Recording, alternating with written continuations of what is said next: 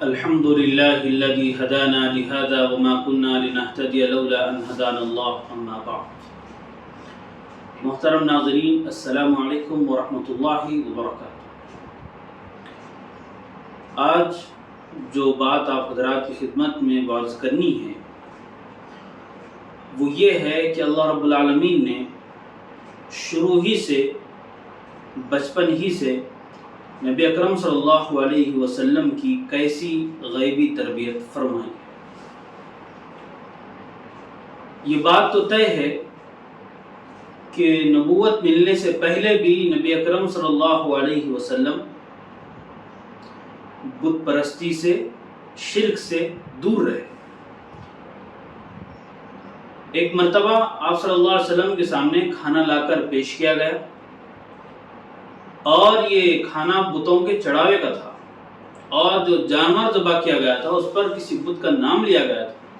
آپ نے کھانے سے انکار فرما دیا،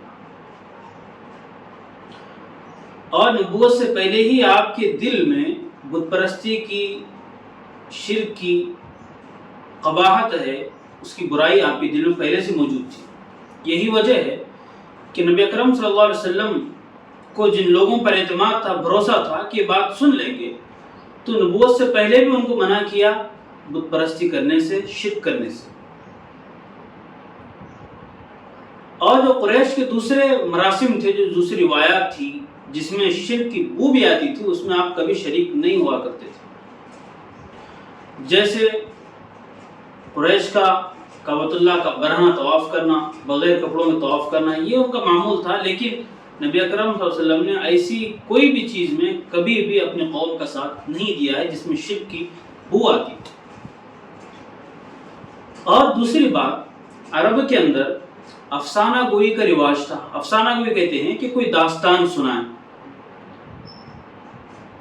داستانیں سنائی جاتی تھی، راتوں بھر لوگ اس کو مزے سے سنتے تھے، اس سے لطف اندوز ہوتے تھے۔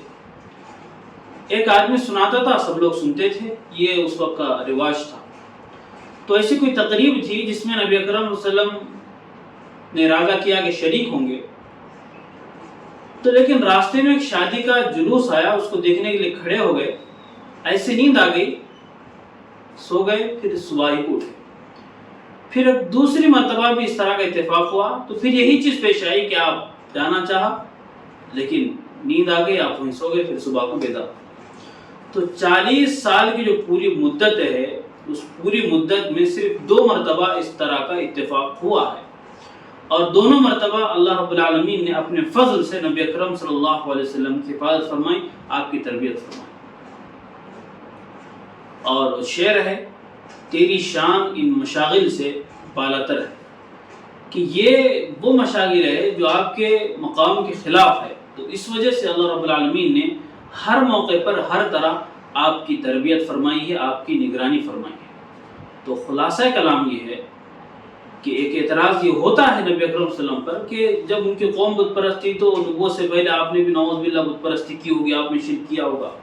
تو اس کا جواب یہی ہے کہ اللہ کی خاص مدد سے، اللہ کی غیبی مدد سے، اللہ کے فضل سے، اس کے احسان سے اللہ نے کبھی بھی شرک تو دور کی بات، شرک کی اگر ہلکی سی بو بھی اس کام میں آتی ہے، اس کام سے بھی اپنے حبیب کو اللہ رب العالمین نے کوسوں دور رکھا ہے۔ یہ شان ہے نبی اکرم صلی اللہ علیہ وسلم کی۔ تو آج اسی بات پر اکتفا کرتے ہیں۔ جو اگلی ہماری بات ہوگی وہ انشاءاللہ پہلے وحی پر ہوگی، اور نبی اکرم صلی اللہ علیہ وسلم پر وحی سے پہلے جو حالات پیش آئے اور جو کیفیت تھی، انشاءاللہ اس کو بیان کیا جائے گا۔